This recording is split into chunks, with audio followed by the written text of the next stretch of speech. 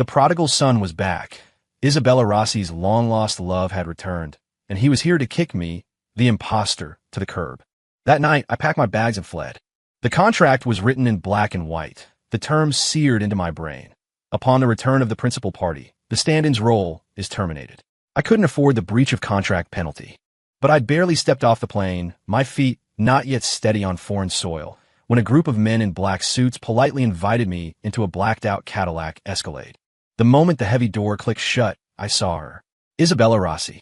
She was just as I remembered, devastatingly beautiful, with an icy composure that could freeze hell over.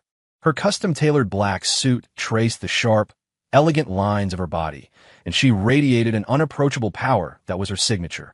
But the inferno I'd never seen before was blazing in her phoenix-like eyes, which were usually as calm as a frozen lake. "Leo," she said, her voice quiet but as cold as steel. "Who gave you permission to run?" I raised my hands in a gesture of innocent surrender. "Ms. Rossi, Julian Croft is back. Our contract is automatically terminated. I was just trying to get out of your way, proactively rolling myself out of the picture." "Rolling yourself out?" A chilling smile touched her lips. She picked up a coil of rope from the seat beside her and, with practiced efficiency, began binding my wrist to the grab handle in front of me. Her fingers were cool against my skin, sending an involuntary shiver through me. I was stunned. "Ms. Rossi, what are you doing? This is kidnapping. It's a felony." Isabella ignored my protest, her hands moving with a practiced grace, as if she'd tied these knots 1,000 times. She leaned in close, her warm breath ghosting over my ear, but her tone was terrifyingly grim. "I'm going to give you one more chance. Go back to Chicago. Continue being Julian, or else." She paused, her gaze drifting slowly down to my legs. "I will break them and make sure you never walk out of this city again." My mind went completely blank. This woman, this titan of industry who stood at the apex of the corporate world, who never betrayed an ounce of emotion, was acting like a madwoman, trying to drag me back by force. Her perfect, idealized love, the man she'd mourned for 5 years, the man she'd paid me a fortune to impersonate, Julian Croft, was back. Shouldn't she be running to him, overjoyed? Shouldn't she be cutting all ties with me, the counterfeit with surgical precision? Why? Why was she tying me up, staring at me with the eyes one reserved for a treacherous lover? The Escalade made a smooth, silent U-turn, heading back toward the airport's private terminal. My brain was a chaotic mess. My entanglement with Isabella Rossi began with an absurd contract. A year ago, my younger sister, Mia, was diagnosed with leukemia. She needed a bone marrow transplant and a mountain of cash for the treatments. Just when I'd hit rock bottom, Isabella's executive assistant, Sarah Jenkins, found me. She presented me with a contract and a photograph of Julian Croft. The man in the picture shared my features with an unnerving 90% similarity. The contract was simple. I, Leo Vance, would play the role of Julian Croft, becoming Isabella Rossi's nominal fiancé for 1 year. The compensation was $3 million. If the real Julian returned early, the contract would terminate, and I would receive a prorated payment. My job was to mimic everything about Julian: his mannerisms, his style of dress, his hobbies, even the precise curve of his signature. Isabella gave me a thick binder, a veritable Bible on the life of Julian Croft, which she had compiled herself. From it, I learned that Julian was Isabella's childhood sweetheart, the man her grandfather, the formidable patriarch Marco Rossi, had personally chosen to be her husband. 5 years ago, Julian had disappeared during a mountaineering expedition in the Himalayas. He was declared legally dead, but neither Isabella nor her grandfather ever truly believed it. The old man's health had failed in the aftermath, and the sprawling Rossi Enterprises was besieged by internal and external threats. Isabella's uncles were circling the CEO's chair like vultures. Forced to take the helm in a crisis, Isabella needed a Julian by her side to stabilize her ailing grandfather and placate the old guard on the board. And I was the lucky bastard, or rather, the tool, chosen for the job. I didn't have a choice. $3 million was the price of my sister's life. So I sanded down all my own edges, hid away my personality, and squeezed myself into expensive custom-made suits. I learned to drink the Blue Mountain coffee I hated and memorized Julian's favorite quotes from Nietzsche. I became the shadow of another man. For a year, I accompanied Isabella to galas and fundraisers, playing the part of a devoted couple. She would link her arm through mine, navigating the glittering crowds with effortless grace. In the dead of night, She would slump onto her office sofa, exhausted, and have me read her financial reports. Once, when I was fumbling through a golf lesson, she came up behind me, her hands closing over mine to adjust my swing. The warmth of her body seeped through my thin shirt, making my heart skip a beat. I saw her ruthless, decisive side in the boardroom, and I saw her vulnerability after a few glasses of wine, her eyes rimmed with red. She was the perfect employer, strictly professional outside of necessary public appearances, never crossing a line and never discussing anything with me that didn't pertain to Julian. When she looked at me, her eyes were always distant, as if she were looking right through me to someone else. I never forgot my place. I was a fake, a shadow. So, the moment Julian Croft returned, I didn't hesitate. The man looked so much like me, it was uncanny. The second he appeared outside the Rossi Tower, he caused a media frenzy. His clothes were worn, his face weathered by hardship, but his eyes were exactly as Isabella had described them, full of warmth and sunlight. He claimed he'd been buried in an avalanche and rescued by a local shepherd, suffering from amnesia for 5 years. He'd only recently recovered his memory and had fought his way back. The story was fantastical, but for Isabella, his return was undoubtedly the best news in the world. Through the blinds of her office window, I watched her sprint out of the building and throw herself into Julian's arms. The sun bathed them in a golden light, making them look like a painting. It was time for the shadow to disappear. I took the payment I was owed, left behind a thank you note, and booked the first flight out. I was heading to a place where no one knew my name, ready to start over. I thought it was the most dignified end to our arrangement. I never, ever imagined the ending would be this. Me, tied up and dragged back by her. The private jet landed in Chicago. I was escorted back to the sprawling Lake Forest estate I had called home for a year. Isabella untied the rope from my wrists, shoved me onto the plush sofa, and stood over me, her expression imperious. "Leo, what does the final clause of our contract state?" she asked coldly. I frowned, trying to recall the fine print. The party of the first part, Isabella Rossi, reserves the right of final interpretation. It was the boilerplate catch-all of every ironclad contract. I hadn't thought anything of it at the time. "Good. You remember," Isabella nodded. "Now, allow me to interpret it for you. The right to terminate this contract rests with me, not with Julian's return. I say it's not over, so it's not over. You will right now, this instant, go back to being Julian Croft." I laughed, a bitter, angry sound. "Ms. Rossi, are you delusional? The real deal is back. He's right there in the flesh. What do you want me to play act for? For his benefit? You think he wants to see a man with his own face occupying his identity, sleeping in his? No, wait, living in his house and pretending to be his fiancé." My temper flared, and my words were laced with acid. Isabella's expression turned even colder. "You don't need to worry about what he wants. You only need to follow my orders." "No." I shot up from the sofa, confronting her with a defiance I had never shown before. "Isabella, I am not your puppet. I have my own life, my own dignity. My sister's surgery was a success. She's on the road to recovery, and I don't need your money anymore. This ridiculous game is over. I'm done." I turned on my heel, ready to walk out. "Stop." Isabella's voice came from behind me, threaded with a barely perceptible tremor. My feet froze, but I didn't turn around. An eternity of silence stretched between us, so long that I thought she had finally given up. Then, I heard her speak in a tone I'd never heard from her before, one of near pleading, of utter exhaustion. "Leo, please, I'm asking you, help me one last time." My heart clenched.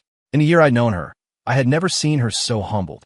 She was always proud, always in command, as if nothing in the world could ever break her. I slowly turned back. She was standing by the floor-to-ceiling windows, the fading light of sunset silhouetting her slender frame, making her look profoundly lonely. "Why?" I asked. "What's going on? Isn't Julian's return what you've wanted all this time?" Isabella didn't answer my question. She just looked at me, her eyes welling with red. "In 3 days, it's my grandfather's 80th birthday gala. I need you to attend with me." "As Julian? And the real Julian? Where have you hidden him?" "He's in a very safe place," she said, evading the question. "After the gala, our contract will be settled, once and for all. You can go wherever you want, and I swear I won't stop you." Her gaze was a storm of complex emotions, a plea for help, a steely resolve, and a deep, sorrowful note I couldn't decipher. My own resolve softened. At the end of the day, she was just a 27-year-old woman, forced to carry a corporate empire on her shoulders, fend off a pack of wolves in her own family, and care for an ailing grandfather. The Julian I portrayed was her only armor. Perhaps his sudden return had upended some crucial plan of hers. "Fine," I heard myself say. I'll do it. But this is the last time. The tension in Isabella's body seemed to melt away. A faint, fleeting smile touched her lips. It vanished in an instant, but it was like a firework, setting off a chain reaction deep inside my chest. Thank you, Leo. It was the first time she had ever said my real name with such genuine gravity. The next 2 days were deceptively calm. Isabella didn't mention Julian again, as if he'd never reappeared. She simply handed me a new file detailing Julian's fabricated experiences abroad over the last 5 years. Memorize this, she commanded. Grandfather will ask questions. I stared at the flawlessly crafted history, a sense of absurdity washing over me. The original was back, yet here I was, the stand-in, working overtime to learn an updated script covering his 5-year absence. What on earth was Isabella planning? And where was the real Julian Croft? 1,000 questions swirled in my head, but I knew this wasn't the time to dig for the truth. All I could do was play my part in this final act. Marco Rossi's 80th birthday gala was held at the old family estate, a magnet for the city's elite. Nearly every person of consequence in Chicago was there. Dressed in a white tuxedo, with Isabella in a matching white evening gown on my arm, we looked like something out of a fairy tale. Julian, you're finally back. The patriarch, his hair and beard snow white, was overwhelmed with emotion when he saw me from his wheelchair. Tears of joy streamed down his face as he gripped my hand, his clouded eyes filled with the relief of having found what was lost. Grandfather, I'm back. I'm sorry I made you worry, I said, delivering my line with the perfect blend of post-traumatic relief and guilt. I could feel Isabella's hand tighten slightly on my arm. During the party, Isabella's uncles, Robert and Richard Rossi, took turns trying to probe for weaknesses. Julian, my boy, what have you been through these past 5 years? You must tell us all about it, Richard said, his smile as sly as a fox's. Yes, we're all dying of curiosity, Robert chimed in. While you were gone, our dear Isabella was as faithful as a saint, turning down countless eligible young men for you. Their words were dripping with insinuation and ill intent. Remaining composed, I recited the story Isabella had prepared for me, complete with compelling emotion. From the avalanche and the rescue by a kind stranger to the subsequent amnesia and the arduous journey of rediscovering my identity. I spoke without a single misstep, painting a vivid and detailed picture. Marco Rossi nodded along, his gaze growing more affectionate by the second. Robert and Richard exchanged a look, unable to find a single crack in my story, and reluctantly fell silent. I knew my performance tonight was flawless. I had successfully helped Isabella stabilize her position, forcing anyone with designs on her CEO chair to temporarily retreat. Everyone knew that Julian was the patriarch's favorite, and as long as Julian was by her side, Isabella's power was absolute. Halfway through the gala, Isabella excused herself to the restroom, pulling me into an empty alcove. You did well, she murmured, a note of approval in her voice. Just part of the contract, I replied coolly. She studied me, her gaze deep and inscrutable. Leo, after the party, I'll transfer the rest of the money to your account, along with the penalty fee for the breach. You don't need to pay a penalty. We're terminating the contract amicably. No, I'm the one who breached it. Isabella shook her head. I was wrong to force you to stay. Her sudden apology left me at a loss for words. I started to say something, but a sharp, piercing voice cut through the party's genteel atmosphere. He's a fake. He's not Julian Croft at all. We snapped our heads toward the sound. A young man in a waiter's uniform was pointing at me, shouting at the top of his lungs. In an instant, every eye in the room was fixed on me. My stomach dropped. Like sharks smelling blood, Robert and Richard Rossi immediately rushed over. What are you talking about? He's not Julian? What proof do you have? The waiter fumbled in his pocket, pulled out a phone, and held it high, playing a video. The footage was dark, clearly filmed in some kind of basement. A man who looked exactly like me was tied to a chair, his mouth covered with duct tape. He was struggling violently, muffled cries of MMPH escaping him. His eyes were wide with terror and desperation. Though the video was blurry, everyone could see it. The man in the video and I had the same face. The room erupted. My God, there are two of them. The one in the video must be the real one. He's been kidnapped. Then who? Who is this one? Seeing the video, the old patriarch began to tremble with rage. He pointed a shaking finger at me, his lips quivering, unable to form a single word. You? Who in God's name are you? Triumphant smiles spread across Robert and Richard's faces. They flanked me, their eyes burning with menace. Well, Isabella, so you found an imposter to deceive your grandfather, to deceive All of us. Do you have any respect for this family? Talk. Where have you hidden the real Julian Croft? The accusations, the doubt, the fury, it all crashed over me like a tidal wave. I was speechless. Instinctively, I looked to Isabella, desperate for an explanation. But her face showed no trace of panic. Instead, she looked relieved, calm. She walked to my side, faced the stunned crowd, and took my cold hand in hers. Then she said something that turned me and everyone else in that room to stone. That's right. He isn't Julian. He's the man I love, Leo Vance. My brain shut down. The man she loves? Leo Vance? Is she talking about me? It wasn't possible. This was an act. It had to be. This was her desperate play to handle the crisis, throwing me under the bus as a new kind of shield. I felt her hand gripping mine, her palm slick with sweat, a slight tremor running through it. But her gaze was firm, resolute, without a hint of jest. Isabella, have you lost your mind? Robert shrieked, practically jumping in place.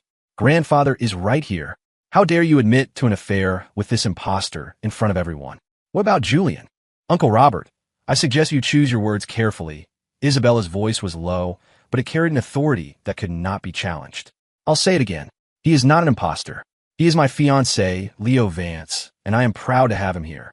As for the Julian you're so concerned about, her eyes flicked to the terrified waiter and the man imprisoned in the video. He is nothing more than a con artist, trying to use a passing resemblance to swindle the Rossi family. What? My mind spun even faster. She was calling the real Julian the fraud?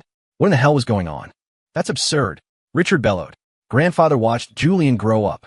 He'd know him in an instant. Is that so? Isabella's smile was glacial. She turned to the silent patriarch, her voice softening. Grandfather, do you remember? Julian has a butterfly-shaped birthmark on his left shoulder. He got it when he was a boy and fell out of a tree. You were the one who held him while the doctor pointed it out to you. The patriarch's eyes widened.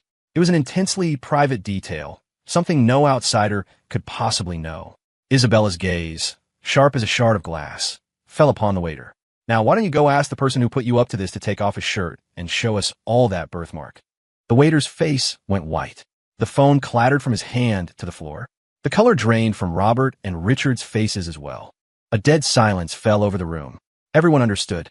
This wasn't some simple case of a mistaken identity. This was a meticulously planned conspiracy. Someone had found a look-alike to expose me, the fake, at the gala, hoping to discredit Isabella and weaken her grip on the company. But they had never calculated that Isabella would pull the rug out from under them, not by denying the accusation, but by admitting I wasn't Julian and turning the tables, branding their man the fraud. And that birthmark, known only to a precious few, was the fatal blow that shattered their lie. Seize him. Find out who's behind this. Isabella ordered the security guards. The waiter's legs gave out, and he crumpled to the floor. The crisis, it seemed, was over. I looked at Isabella beside me. She remained poised, as if everything was under her absolute control. But I knew it wasn't that simple. I didn't have a butterfly-shaped birthmark on my left shoulder either. If Robert and Richard had been quick-witted enough to demand I take off my shirt right then and there, Isabella and I would have been ruined. She had been gambling that they wouldn't dare, that their own guilt would make them hesitate.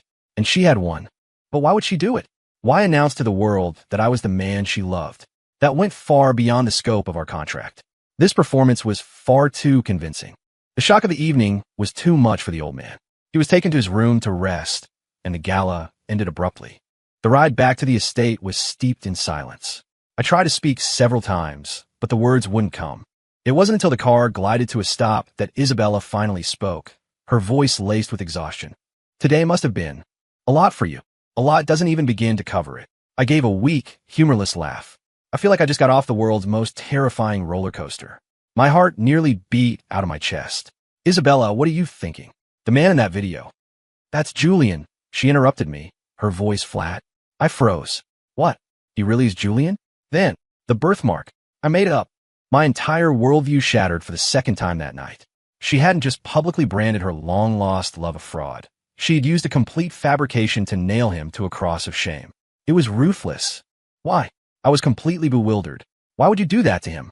Isn't he the one I cherished and mourned? Isabella finished for me, a self-deprecating smile twisting her lips. It was a smile full of bitterness and grief. Leo, the most deceitful things in this world are our own eyes. She turned her head, her gaze locking with mine, deep and penetrating. Because the Julian Croft who came back, she said, enunciating every word, is from head to toe a complete and utter bastard. In her study, surrounded by shelves of leather-bound books, Isabella finally laid out the whole, ugly truth. Julian's return wasn't some heartwarming love story. It was a calculated, vicious blackmail attempt. 5 years ago, he didn't disappear, she said, her voice eerily calm, as if recounting a story about strangers. He embezzled a fortune from a corporate project and ran off with a woman named Lisa. At the time, Rossi Enterprises was negotiating a major deal with an overseas consortium. That money was the initial capital, a massive sum.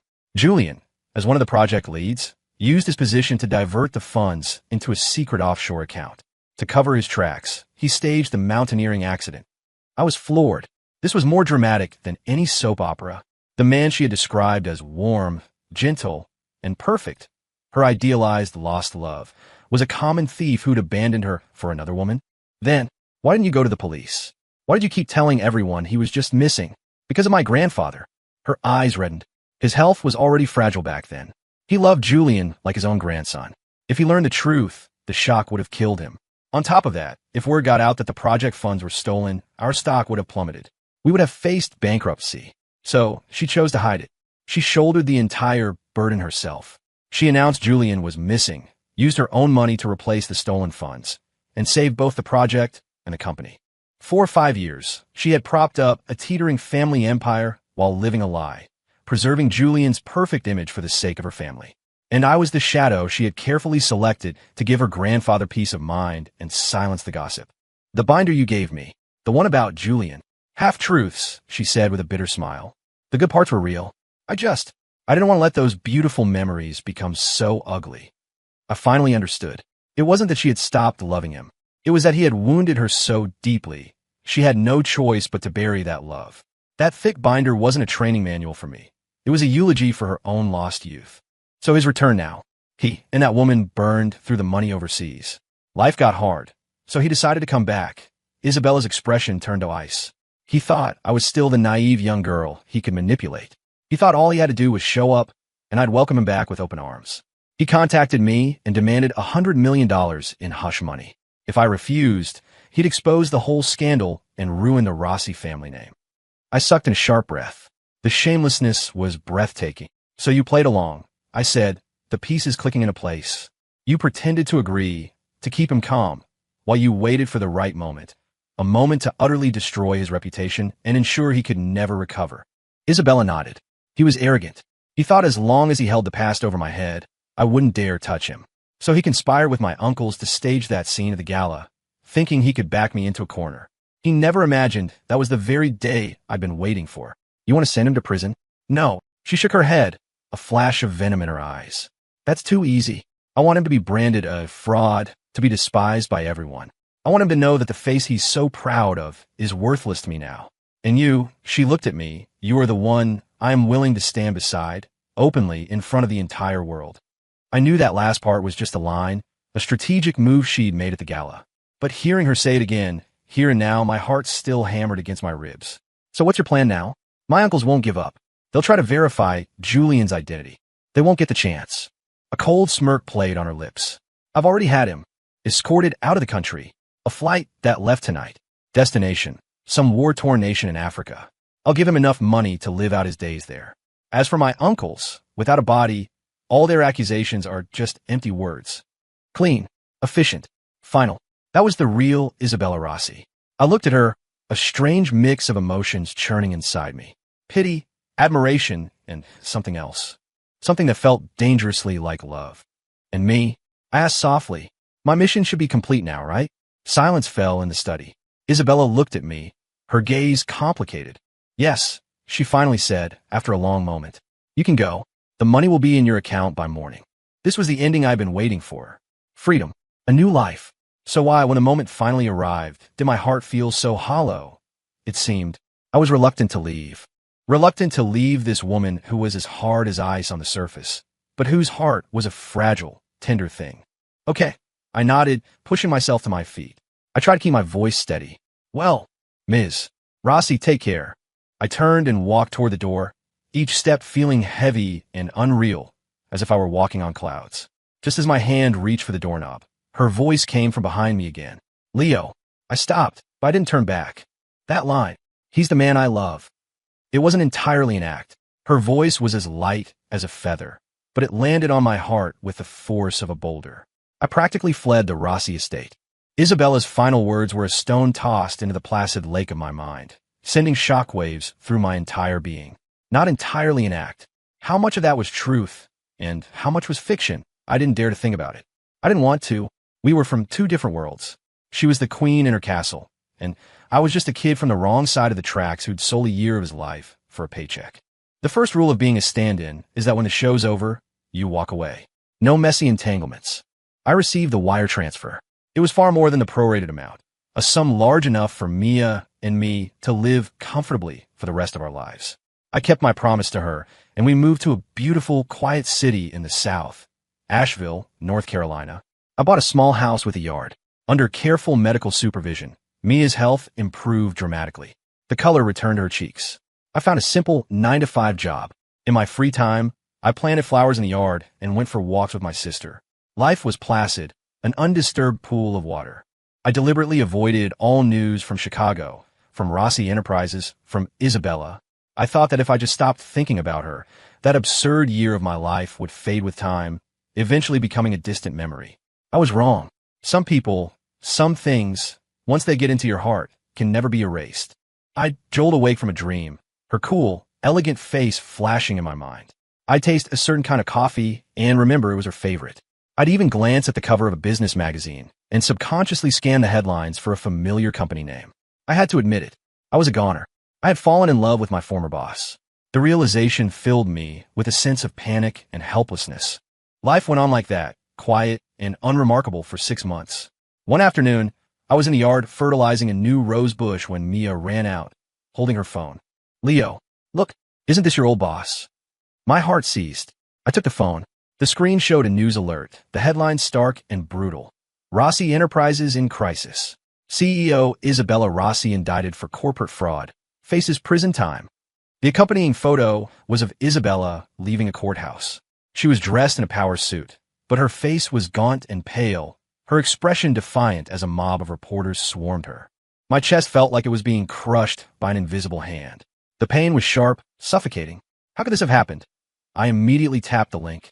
The article explained that the fraudulent Julian, who had been exiled by Rossi Enterprises 6 months prior, had suddenly returned, backed by significant power. He presented a mountain of ironclad evidence, proving he was the real Julian Croft, and that Isabella had orchestrated the entire affair to steal the fortune that was rightfully his. This evidence included old photos of him with Marco Rossi, his school IDs, and even a cleverly edited audio recording of Isabella seemingly admitting to framing him. The most damning piece of evidence was his star witness, Lisa, the woman he had run away with. On the stand, she gave a tearful, compelling performance, claiming Isabella had paid her to stage the elopement, driven by jealousy over her relationship with Julian. The truth had been twisted, black turned to white. Public opinion flipped overnight. Isabella went from being a victim to a manipulative, vindictive woman who would stop at nothing to secure her power. And the real villain, Julian, was now painted as the wrong party, the perfect victim who had been betrayed and framed, winning universal sympathy. Robert and Richard Rossi had seized the opportunity, leading a boardroom coup to oust Isabella and throwing their full support behind Julian. Rossi Enterprises stock had nosedived. The company was on the brink of collapse. I stared at the news, my hands and feet turning to ice. Julian, that son of a bitch, he was back, and he hadn't just returned. He'd laid a vicious, elaborate trap to utterly destroy Isabella. And Isabella, how could she possibly face all of this alone? Leo, what's wrong? You look pale, Mia asked, her voice filled with concern. I snapped back to reality, dropping my gardening tools. Mia, book me a flight to Chicago. The fastest one you can find. Leo, you're going back. Yes. My gaze was unwavering. I can't let her face this alone. A year ago, I became her shadow for money. Today, I would become her sword for love. I would shatter this web of lies and filth. This time, it wasn't about a contract. It was because I loved her. Returning to Chicago felt like stepping into another lifetime. The city's glitz and glamour were the same, but all I felt was a biting, hostile cold. The first person I called was Sarah Jenkins, Isabella's assistant. Her voice on the phone was ragged and exhausted. We met at a coffee shop. Mr. Vance, what are you doing back here? Sarah looked shocked to see me. How is she? How's Isabella? I cut straight to the point. Sarah's eyes immediately filled with tears. Not good.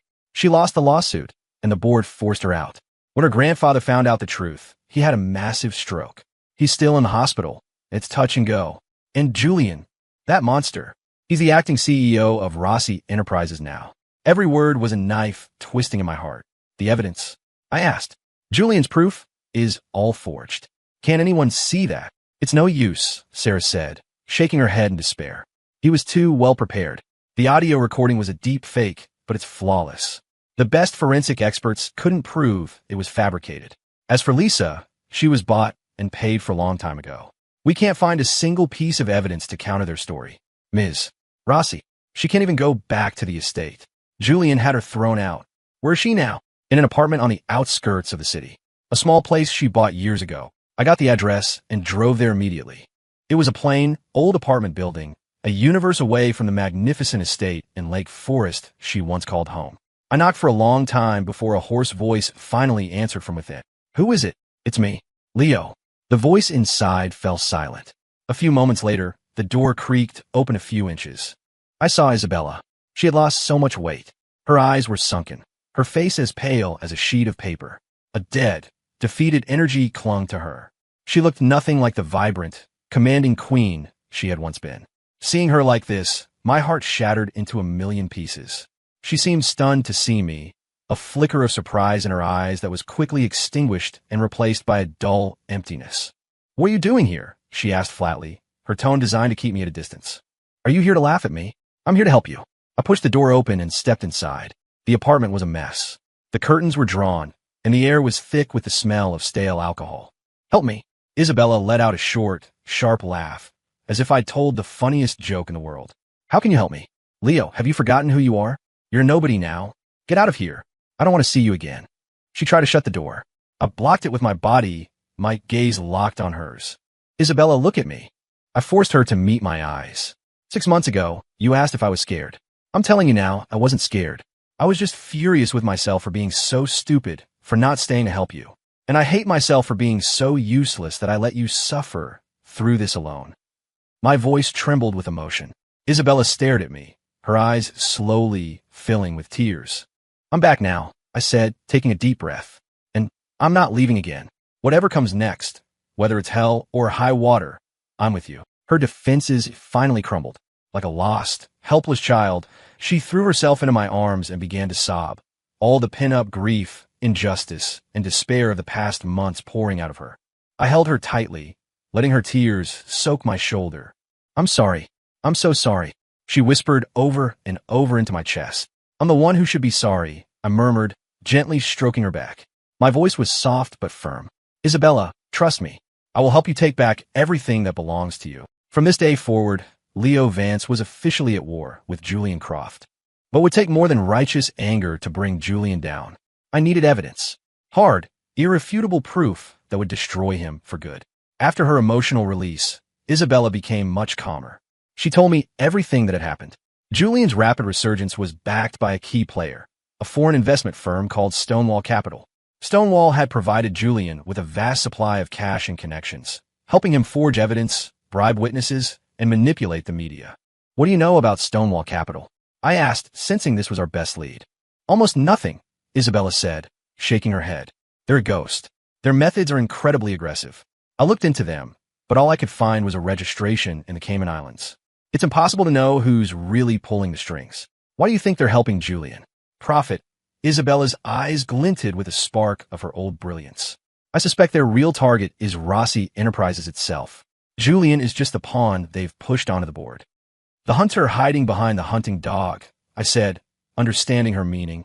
If that were true, Julian was in a precarious position himself. The moment Stonewall devoured Rossi Enterprises, their puppet CEO would be the first to be discarded. Our enemy wasn't just Julian. It was a much larger, more dangerous shadow. The situation was getting more complicated by the minute. Right now, the most critical thing is to find Lisa, Isabella said. She's the only human witness in this case. If we can get her to flip, we have a chance to turn this around. Where is she? She vanished after the trial. Julian has her well hidden. Even the best hiding place leave a trail, I reasoned. She's a woman who loves luxury. She won't be content staying quiet for long. If we watch closely, we'll find her. In the days that followed, I used every contact and resource I had to track down Lisa. At the same time, I started digging into Stonewall Capital. Isabella, meanwhile, pulled herself together. She began reaching out to the old company loyalists, the ones who had been devoted to her and her grandfather, trying to rally support within the board. We were two engines running at full speed with a single, clear objective. The odds were stacked against us, but neither of us was ready to give up. During those difficult days, we lived in that tiny apartment, eating instant noodles, staying up all night analyzing the case, and watching the sunrise from the rooftop. Our hearts had never been closer. The employer and substitute dynamic was gone, the financial contract void. We were just two souls, finding warmth in each other, fighting side by side. One night, as we were poring over a mountain of documents, Isabella suddenly spoke. "Leo, do you regret it?" "Regret what?" "Coming back to this mess. You could have had a quiet, peaceful life." I put down the file I was holding and took her hand. "My only regret is not coming back sooner." I looked into her eyes, my voice filled with sincerity. "Isabella, I love you. Not Leo Vance, playing Julian Croft. Just me, Leo Vance. Loving you, Isabella Rossi." It was the first time I had ever said it so plainly. A beautiful blush spread across her cheeks. She leaned in and pressed a soft, gentle kiss on my lips. Me too. The moonlight streamed through the window, bathing us in its soft glow. In that moment, I felt that even if the path ahead led into a bottomless abyss, I wouldn't be afraid. A week later, we finally got a break. A friend of mine, a private investigator, located Lisa. Julian had set her up in a luxury hotel in Milwaukee, where she was living a life of extravagant excess. I didn't want to spook her. I chose a more direct and far riskier approach. I was going to see her myself, and I was going to make her want to help us. I went to her hotel alone. I found her in a lobby cafe, impeccably dressed in designer clothes, her makeup flawless. She looked like she was on top of the world. "Who are you?" she asked, her eyes narrowing with suspicion as she took in my face, Julian's face. "Who I am doesn't matter." I sat down opposite her and slid a file across the table.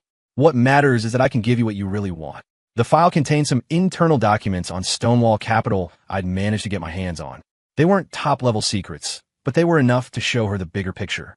Lisa picked up the file, her expression skeptical. As she read, her face began to change. "What is this supposed to mean?"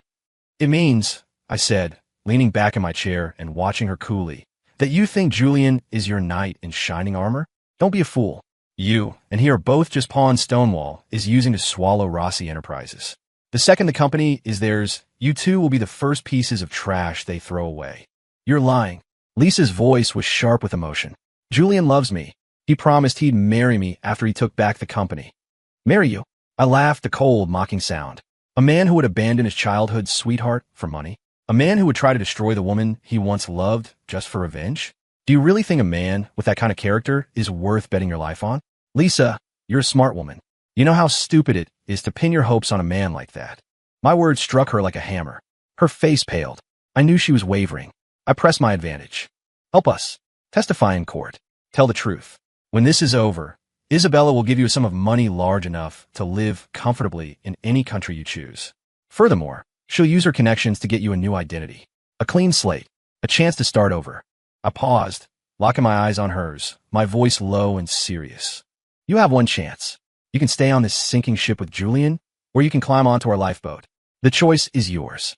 I stood up, leaving my contact information on the table. "I'll give you 24 hours to think about it." After I left, Lisa sat in that cafe for a very long time. I knew I had won, because what I offered her wasn't some empty promise of love. It was tangible, real-world security and freedom. For a woman like Lisa, that was far more valuable. Sure enough, the next morning, my phone rang. "I'm in." We had our trump card. With Lisa as our star witness, we immediately filed an appeal. On the day of the hearing, Julian's face was a mask of cold fury. When Lisa took the stand and, one by one, laid bare all of his dirty secrets, how he had bribed her, how he had forged the evidence, the courtroom erupted. The media narrative flipped again, this time for good. Julian went from being the perfect victim back to being the despicable con man and criminal he truly was. This time, there would be no comeback. The court overturned the original verdict on the spot, restoring Isabella's name and all her positions at Rossi Enterprises.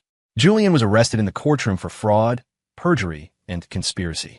A long prison sentence awaited him. As we walked out of the courthouse, the sunlight was so bright it was almost blinding.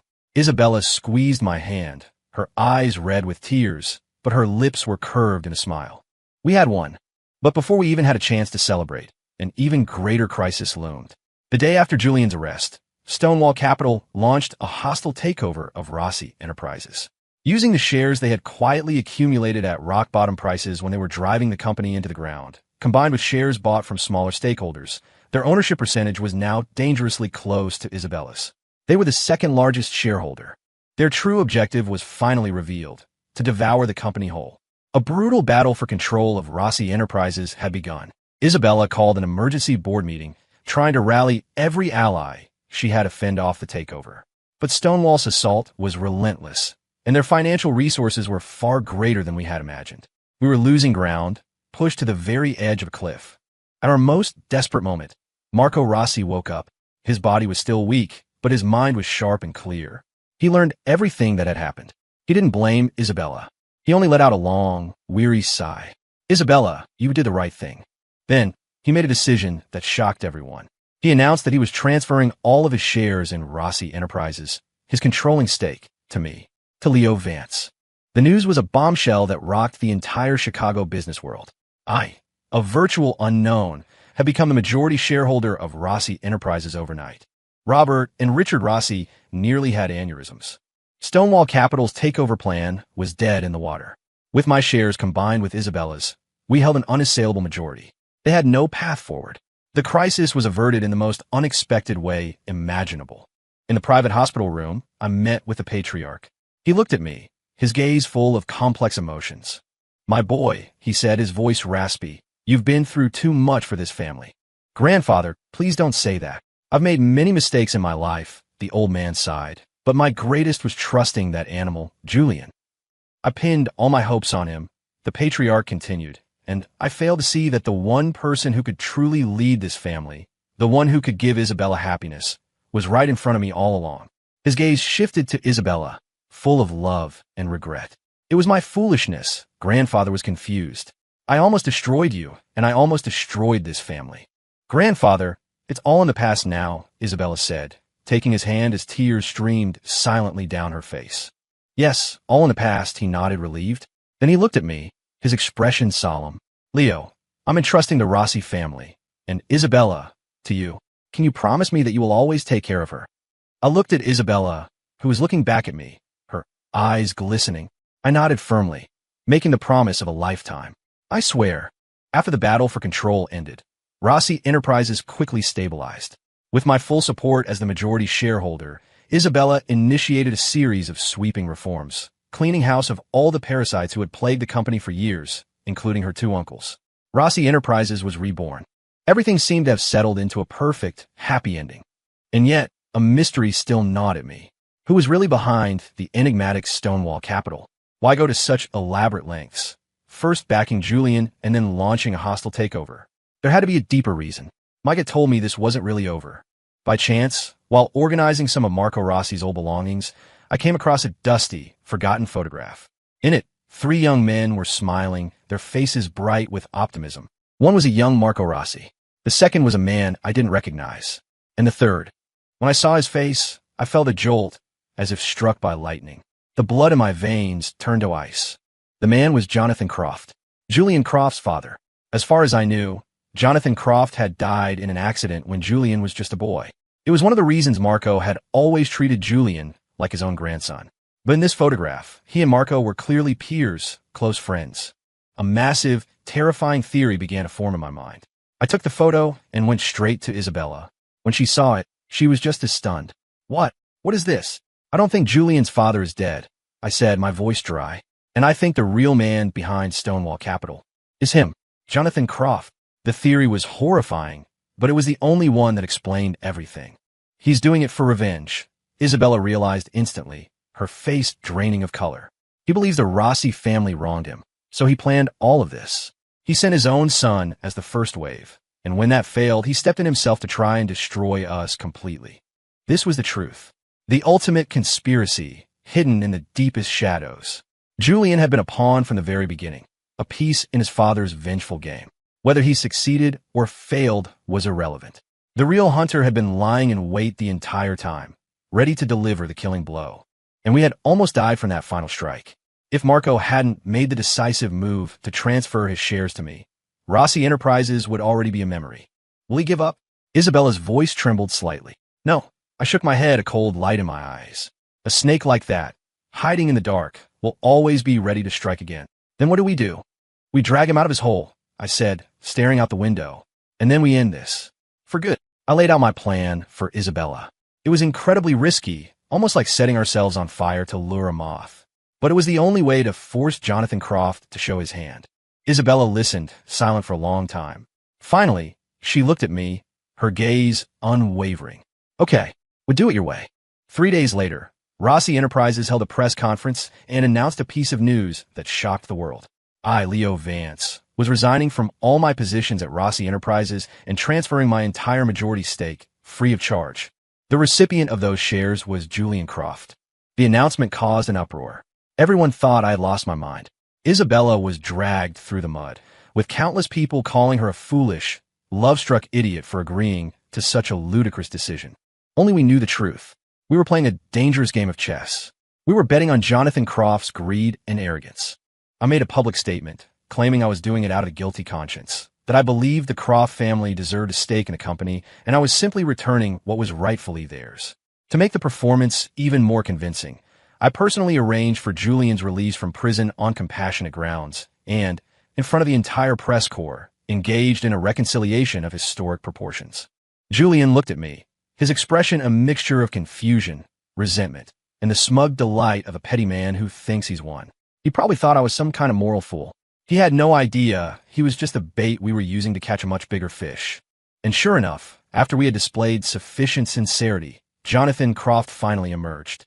Identifying himself as the president of Stonewall Capital's Asia-Pacific Division, he contacted us, requesting a meeting with me and Isabella to discuss the future of Rossi Enterprises.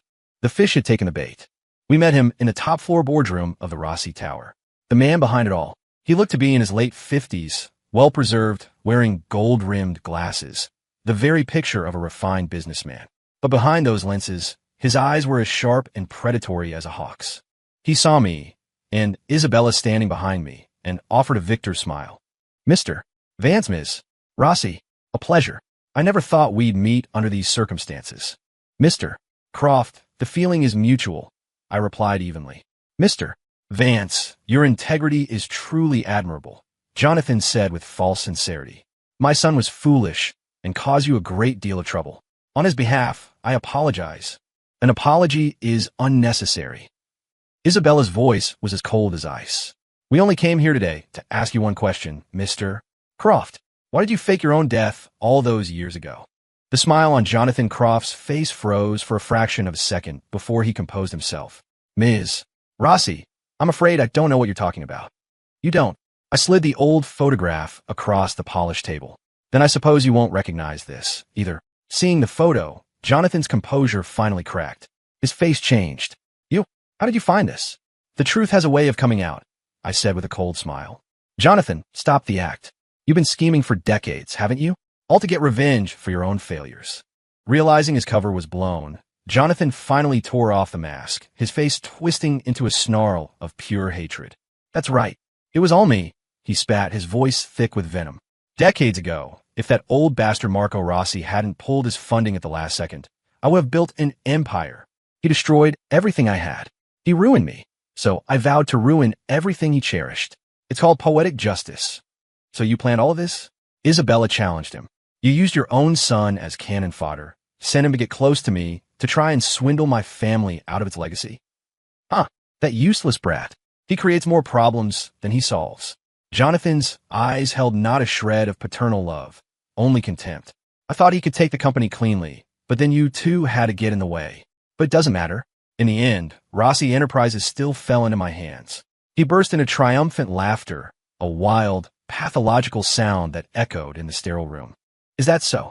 I watched him, slowly raising a small digital recorder I'd been holding, because every reporter in the city just heard every single word of that. At that exact moment, the boardroom doors were thrown open. A flood of reporters surged in, a forest of cameras and microphones aimed at us, the flashes of their cameras turning the room into a strobing, chaotic spectacle. Jonathan Croft's laughter died in his throat. He stared in horror at the scene before him, the blood draining from his face. You set me up. Turnabout is fair play, I said calmly. I believe the phrase is hoisted by your own petard. The meeting, from the very beginning, had been a live broadcast streamed across the nation. Jonathan's confession, his ugly, vengeful motives, his entire insane plan. It was all out there for the world to see. He was finished. What awaited him wasn't just the judgment of the law, but the ruin of his name and reputation. The police arrived moments later and led away the ashen-faced Jonathan Croft. The farce was finally over. A feud that had spanned nearly a year, a conspiracy that had crossed 2 generations, had at last come to an end. Sunlight poured through the massive windows, filling the boardroom with a bright, warm glow. I turned and saw Isabella watching me. Her eyes were shining with tears, with relief, with gratitude, but most of all, with a love so profound it seemed to overflow. I walked to her and pulled her into my arms. "It's over," I said. "Yes," she whispered. "It's over." She rose on her toes and kissed me. Then she smiled. It was the most beautiful smile I had ever seen. There was no ice in it, no pretense, no exhaustion or defensiveness. It was a smile that came from her very soul, as brilliant as a summer flower, as warm as the spring sun. I knew that in that moment. She wasn't just saying goodbye to Julian, her so-called one that got away.